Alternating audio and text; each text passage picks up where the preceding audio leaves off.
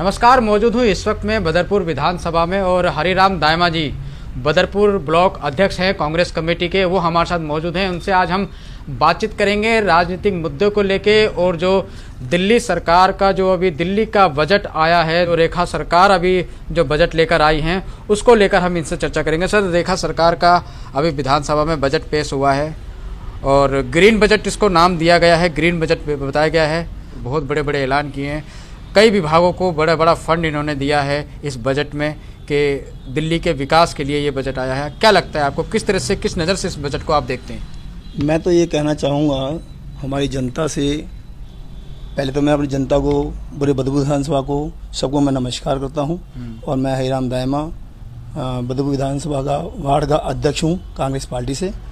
मैं अपने बीजेपी से और अपने मोदी से ये कहना चाहूँगा कि आपने सीएम रेखा जो बनाई है, आपने जो हमारी रेखा गुप्ता जी हैं, उनको आपने क्या देख के बनाया? उन्हें कभी राजनीति उन्होंने कभी करी नहीं है। उन्हें देश के अंदर कभी अपने इलाके के अंदर कभी उन्होंने कोई काम ढंग से किया नहीं है। कभी उनको नॉलेज नहीं है कि पैसा कहाँ लगाया जाए, पैसा कहाँ से आता है, कहाँ से नहीं आता है। पब्लिक का पैसा है, पब्लिक का पैसा कहाँ लगना चाहिए। हमारी जो कमाई है वो कमाई सरकार के पास जाती है। सरकार जो है सीएम को अंडर में पैसा आता है, सीएम कहाँ लगाती है पैसा, जो जहाँ पैसा लगता है, पब्लिक जहाँ परेशान है वहाँ पैसा लगाया जाता है। अब सीएम रेखा ने हर जगह अपने पैसा, तो जो कमाया पब्लिक का पैसा है ना, वो तो ऐसे बांट रही है जैसे हर जगह 100 करोड़ है, 80 करोड़ है, 85 करोड़ है, जैसे हलवा बांट रही है। अब ये हमारी तो बात समझ में आती नहीं है। बाकी है कि अगर हलवा बांट रही है तो वो हलवा लगना चाहिए ना। अगर मान लो हलवा मैं यहाँ बांट रहा हूँ, आपके विधानसभा में भी तो बांटे हैं। मेरे यहाँ विधानसभा में 85 करोड़ रुपये बताया है। और अब हमारे यहाँ के जो नेता हैं, विधायक से हैं और हमारे जो है सांसद हैं, अब हमें तो दिखता नहीं है रोड पे। अब आप देखो ना, बदरपुर जैतपुर मोड़ से और आगे तक मैं कहता हूँ कि कम से कम भी इस 10 किलो धूल जनता खाती है। आज आप रोड पे देखो, बीएसएस कभी बीएसएस काम करती है, कभी पीडब्ल्यू काम करती है। रोजाना रोड तोड़ते रहते हैं और रोड बन नहीं रहा है। अगर इनका काम होता है तो जनता का पैसा लग रहा है इसके अंदर। अगर जनता का पैसा लग रहा है, यहाँ के जो हमारे सीएम रेखा जी हैं, या हमारे पार्षद हैं यहाँ पे, या हमारे विधायक हैं यहाँ पे, या जो हमारे रामवीर ब्यूड़ी जी हैं जो हमारे यहाँ पे जो बने सांसद बने हैं यहाँ पे, इन सांसद के वजह से ही पास होता है। जो भी होता है, बड़ा जो काम होता है वो सांसद पास करता है। अब सांसद अगर पास करता है तो उन्हें ये देखना चाहिए कि भी अगर पाइपलाइन बिजली की डल रही है या पानी की पाइपलाइन डल रही है या रोड का काम हो रहा है, तो पहले कौन सा काम होना चाहिए उस काम को देखें। अब वही रोड दोबारा टूटता है, फिर रोड दोबारा बनता है, पाइपलाइन फिर डलती है, फिर डलता है। तो 4 बार अगर ये रोड तोड़ा जाएगा तो पब्लिक का पैसा लग रहा है ना। अगर पब्लिक का पैसा लग रहा तो लगाइए। अब पब्लिक तो परेशान वैसे भी है, पब्लिक का पैसा लग रहा है, पब्लिक बीमार पड़ती है, अस्पताल जाती है। 85 करोड़ में से आपकी विधानसभा में कितना काम हुआ है? 85 करोड़ हमारी नज़र में तो कोई दिखा नहीं है। बाकी अभी मैं तो 12 पंप ये इन्होंने खोद दिए हैं। 12 पंप जो वो बोरिंग करवाए हैं 2-3 जगह, वहाँ नाल फोड़ते हैं, बोरिंग पानी वहाँ आ नहीं रहा है, खोद दिए हैं। रोड बने हैं, रोड वापस टूट रहे हैं रोड। आप ये देखिए ना, आप खुद जाके देखिए ना, रोड बन रहे, कहीं रोड बनाए हैं तो रोड आधा रोड बना दिया, आधा रोड छोड़ दिया है। तो वो मेरा कहना है कि ये 85 करोड़ कहीं लगा नहीं है, ज़्यादा 5 करोड़ 10 करोड़ लगाएंगे ये, बाकी तो ये खुद ही खा जाएंगे। आपको क्या लगता है, जो ये बजट आया है, आम नागरिक को इससे कुछ फ़ायदा है? आम नागरिक को कोई फ़ायदा नहीं है। आम नागरिक जो है बेचारा भोला भाला है। यहाँ इस क्षेत्र के अंदर अगर कोई काम करने वाला होगा ईमानदारी से, तो मैं कहता हूँ 85 करोड़ की जगह 50 करोड़ के अंदर पूरा बदरपुर चमक जाएगा। आम आदमी पार्टी या बीजेपी पार्टी या कोई भी पार्टी हो, उस पार्टी में हर नेता अपने आप को कहता अच्छा हूँ, मैं अच्छा काम करूँगा। मगर अच्छा काम जब होगा, जब सामने दिखेगा, तब अच्छा काम माना जाएगा। आपने भी जब चुनाव से पहले अपने इलाके में एक सोशल वर्कर के तौर पे काम किया है? अब आप हमारी बात करें आप, मैंने अभी पूर्व विधायक अभी इलेक्शन लड़े थे मैंने राष्ट्रीय बहुजन कांग्रेस पार्टी से। इन नेताओं ने जो है काफ़ी मेरे को टॉर्चर भी किया, काफ़ी धमकाया भी था, मेरे परिवार से भी धमकाया गया। मगर एक छोटा सा आदमी, एक जैतपुर नहर पे जो रोड था, पुल, उस पुल पे खड्डे थे। आज पब्लिक जानती है इस बात को। इस पुल पे खड्डे थे, जब इनसे वो खड्डे भरे नहीं गए उस खड्डे के अंदर हरिराम दायमा ने और हमारी टीम ने मिलकर और उस खड्डे को भरवाया। उस रोड पे हमने सरिये लगवाए। उस टाइम शायद सांसद विधायक थे और बीजेपी की सरकार थी, तब भी बीजेपी की सरकार थी। और इस बदबू क्षेत्र के अंदर मैं कहता हूँ 2700 रुपये लगे थे मेरे उस खड्डे भरने के अंदर। 2700 रुपये का मैं खड्डा भर सकता हूँ, तो लगा लो कि अगर मैं 50 करोड़ के अंदर इस बदबू को ना चमका दूँ, ये गारंटी मेरी है। अच्छा दायमा जी, अभी जो हाहाकार मचा हुआ है गैस सिलेंडर को लेके, एलपीजी को लेके, क्या लगता है ये एक राजनीतिक षड्यंत्र है? क्योंकि 5 विधानसभा चुनाव होने वाले 5 राज्यों में, क्या लगता है ये एक माहौल बदलने के लिए या लोगों का ध्यान भटकाने का प्रयास किया जा रहा है? ये मैं तो एक बात आपको ये कहना चाहता हूँ, मैं अपनी पब्लिक को भी कहना चाहूँगा कि आज पब्लिक सब जान गई है कि इस राजनीति के अंदर आज जो गैस का जो सिलेंडर का मुद्दा चल रहा है, गैस सिलेंडर देखो, गैस सिलेंडर पीछे से आ रहा है और आप फेसबुक पे ट्विटर पे देख भी रहे हैं कि गाड़ियां खड़ी हुई हैं भरी हुई, उन्हें जो है गाड़ी खाली नहीं करने दे रहे हैं। ये आप सब देख रहे हैं इस बात को, और सब जान भी रहे हैं कि इस मुद्दे के अंदर इसके पीछे राजनीति बहुत तगड़ी है।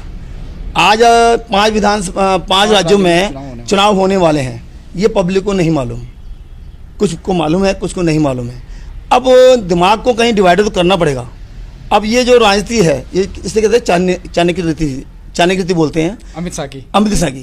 ये चाणक्य नीति ऐसी है कि इस सिलेंडर के मुद्दे पे लोगों को जो है महंगा करो, लोग वहाँ इसमें चिल्लाएंगे, लोग वहाँ लाइन में लगा देंगे कि हमारी ये सरकार जो चाइनीज सरकार है, इन्होंने शुरू से लाइन में लगाया है। कभी नोटबंदी का कभी लाइन में लगा दिया, कभी किसी में लाइन लगा दिया, राशन कार्ड बंद कर दिए हैं, ऑक्सीजन की लाइन में लगा दिया है, करोड़ों की लाइन लगा दिया है। तो हमारी ये सरकार जो है, ये सरकार जब से आई है, ये सरकार चाहती है कि गरीब आदमी तो रोटी ना मिले और अमीर आदमी, गरीब के सारे चलता है, अमीर आदमी भी, और अमीर को रोटी ना मिले।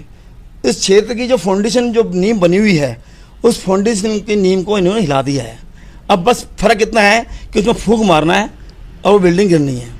अब ये सरकार जो है ना, सरकार तो जानी है, और इस सरकार में मैं वादा करता हूँ, अगर हमारी कांग्रेस पार्टी राहुल गांधी अगर आ गए तो मैं कह रहा हूँ इनको सबको हथकड़ी लड़नी है, ये सब जेल में जाएंगे। मगर अभी मोदी सो रहे हैं और बेचारे बाहर निकल नहीं रहे हैं, वो डर रहे हैं, हमारे राहुल गांधी से डर रहे हैं। क्यों? कि वो देख रहे हैं कि स्टीम फाइल जो निकाली है उनमें सारी चीज़ लिखी हुई है, इसके अंदर एक एक बात लिखी हुई है इन्होंने, और एक एक बात जान रहे हैं कि हाँ, उस स्टीम फाइल में हमारा पूरा रिकॉर्ड बायोडाटा पूरा बना हुआ है। और बहादुर मतलब दिल्ली को क्या, पूरे देश को इन्होंने बेच दिया है। अभी पब्लिक को नहीं, मगर आस्ते आस्ते पब्लिक को मालूम होगा जो राहुल गांधी ने बातें कही हैं वो बातें सच चलती जा रही हैं, और आने वाला समय जो है वो बहुत नाजुक है। अभी सिलेंडर नहीं, अभी सिलेंडर के बाद पेट्रोल देखो बढ़ गया, आज पेट्रोल बढ़ गया, डीजल बढ़ गया पैसा। अभी आप देखना आस्ते आस्ते पेट्रोल भी बढ़ जाएंगे, ख़त्म हो जाएगा, लोगों की गाड़ियाँ खड़ी जाएंगी, और जो लोग बीमार हो जाएंगे, राशन नहीं मिलेगा। 6 महीने राशन, जब लॉकडाउन लगा था ना, उससे बेहतरीन लॉकडाउन लगने वाला है, और समय लॉकडाउन लग चुका है। महंगाई जब बढ़ी है ना, और सिलेंडर हाहाकार बन गया है सिलेंडर का। जो सिलेंडर मिल रहा था लोगों को 10 दिन में, 15 दिन के अंदर मिल रहा था, आज वो 30-35 दिन में, 40 दिन में सिलेंडर मिल रहा है। फ़ोन करो 25 दिन बाद, तब 25 दिन बाद 5 दिन और हो जाएंगे, फिर 5 दिन और हो जाएंगे, तो उन्हें 40 दिन में सिलेंडर मिलेगा। अब एक घर के अंदर 5 परिवार है, 10 परिवार है, वो एक सिलेंडर गुजारा कैसे कर लेगा? अब आने वाला समय वही है, गैस चूल्हा नहीं चलेगा, चूल्हा जलेगा तो उस पर उपले और उस पर चलेगी लकड़ियाँ, वो महंगी हो जाएंगी। वो महंगी, अभी महंगी होगी ना, 3 रुपये उपला मिल रहा है। अच्छा, आपने 3 रुपये उपला, मैं खुद लेके आया हूँ 3 रुपये उपला, 3 उपला दिया गया है, तो पब्लिक कहाँ से लेगी, पब्लिक कहाँ से कमाएगी? दुकानदार सारे खाली बैठे में, हाथ पे हाथ रख के खाली बैठे में। ऐसे तो हमने कभी देखा नहीं आज तक हमने क्षेत्र के। जो ये रोजगार पे जो फर्क पड़ा है, दुकान, आप भी एक बिजनेसमैन हैं, बिजनेस करते हैं, रोजगार पे काफ़ी असर इसका देखने को मिला, इसका मुख्य कारण क्या है? इसका मुख्य कारण ये है कि जब से बीजेपी सरकार आई है, हमारे मोदी जी अहमदाबाद के, मैं अहमदाबाद गया हुआ था, अहमदाबाद के अंदर मैंने देखा कि वहाँ कोई पुलिस वाला या कोई भी छीन सकता, कोई मतलब क्रिमिनल वहाँ पे है नहीं, जो मैंने सुना था वहाँ पे। मगर ये सुना था जब ये इलेक्शन होते हैं तो ये जीतते हैं, मोदी सरकार जीतती है वहाँ पे। अच्छा, मोदी सरकार जीती, इसके अलावा कोई जीता नहीं है। तो मैंने भाई वजह, रीजन क्या है? सब फैक्ट्री वालों को अलर्ट कर रखा है कि अगर मेरे को वोट नहीं मिली तो तुम्हारी फैक्ट्री जो है बंद कर देंगे। ये वहाँ पे जो मैंने बातें सुनी, सबसे सुनी मैंने वहाँ पे, जब मैं गया था, मेरा साडू रहते हैं वहाँ पे, मैं वहाँ गया था, तो मोदी सरकार वहाँ कभी, आपने सुना भी होगा कि मोदी सरकार वहाँ कभी हारी नहीं है, ठीक है। इसका रीज़न यही है कि सब जितने भी जो बड़ी बड़ी फैक्ट्रियाँ हैं, जो भी बड़े बड़े आदमी हैं वहाँ पे, उनसे सिस्टम बना रखा है। इलेक्शन होते हैं, पैसा देते हैं और साथ में उनको जिताते भी हैं, और वो दिल्ली में हाल करती है। और मैं तो ये भी और कहना चाहूँगा कि जितने भी मोबाइल चल रहे हैं, इस मोबाइल के अंदर भी इनका हैक है, मोबाइल भी हैक होगा इनका। जो भी हम काम कर रहे हैं, कोई बात कर रहे हैं, जो भी है, ये सारी जो बातें उनके पास जा रही हैं, गतिविधियाँ सारी हाँ, इनका कंट्रोल है। जो मेरा अनुमान लग रहा है कि वहाँ भी सिस्टम यही है। अभी जो ये एलपीजी के रेट जो ब्लैक में 3000, 4000, 5000 जो ये हाई रेट मिले जा रहे हैं, जो कि नंबर से 900, 950 रुपये में मिल जाता था सिलेंडर। जो उन्होंने 50-60 रुपये बढ़ाए थे, उसके बावजूद 900, 950 में मिल जाता था सिलेंडर। लेकिन अब जो ये काला बाजारी चल रही है बड़े ज़ोर शोर से, जो 4000, 5000 का जो सिलेंडर मिल रहे हैं ब्लैक में, इसके पीछे क्या मानते हैं? सरकार की कोई राजनीतिक खेल खेला जा रहा है? देखो जी, इसमें सरकार की राजनीति तो मैं इसमें नहीं कह सकता हूँ। सरकारी राजनीति इसमें है, खेल तो है, ज़रूर है। क्यों? जो टेंडर लेके बैठे हुए हैं, गैस सिलेंडर के टेंडर लेके जो बैठे हुए हैं बड़े बड़े अधिकारी हैं, इनसे पैसा लिया गया है। और जब पैसा लिया गया है इनसे, तो ये अपनी मनमानी भी करेंगे। अगर मनमानी कर रहे हैं तो हमारे प्रशासन बैठा हुआ है, प्रशासन को दिख रहा है। तो प्रशासन का काम है कि इनको दबोचना। अगर ये गलत रेट दे रहे हैं, गलत पब्लिक से व्यवहार गलत कर रहे हैं, तो प्रशासन जो बना है पब्लिक के लिए बनी है ना।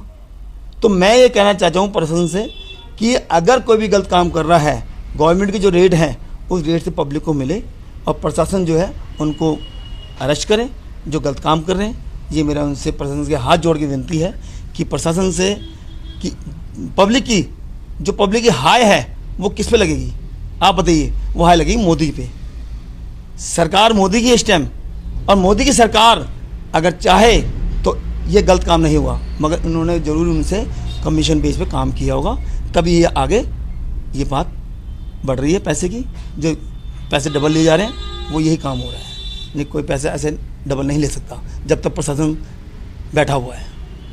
आप बताइए, क्या गलत कह रहा हूँ या सही कह रहा हूँ? आप बताइए।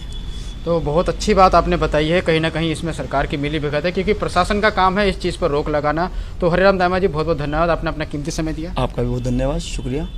तो हरिराम दायमा जी से हमने बात करी। जैसे कि आप सभी को पता है कि हाहाकार मचा हुआ है दिल्ली ही नहीं पूरे देश में एलपीजी गैस सिलेंडर को लेकर। भारतीय जनता पार्टी के सभी मंत्री, मुख्यमंत्री और सांसद वगैरह सबका यही जवाब आ रहा है कि एलपीजी की पर्याप्त सुविधा है भारत के अंदर, एलपीजी की कमी नहीं है। अगर कमी नहीं है तो ये हाहाकार क्यों है? उसका कारण है 5 राज्यों के चुनाव। 5 राज्यों में चुनाव हैं। अब ईवीएम में सेटिंग तो करनी है, तो उसके लिए लोगों का दिमाग घुमाना है, विपक्ष को घुमाना है। तो उसके लिए एलपीजी की शॉर्टेज का यहाँ दिखा दिया, और आने वाले समय में, महीनों में चुनाव होने हैं 5 राज्यों में, और वहाँ पे कुछ सेटिंगें भी करनी है मशीनों में। तो ऐसा हरिराम दायमा जी का कहना है। अब ईरान से, जैसे कि आप सभी को पता है, ईरान से एलपीजी की एक बड़ी खेप भारत आने वाली है, निकल चुकी है।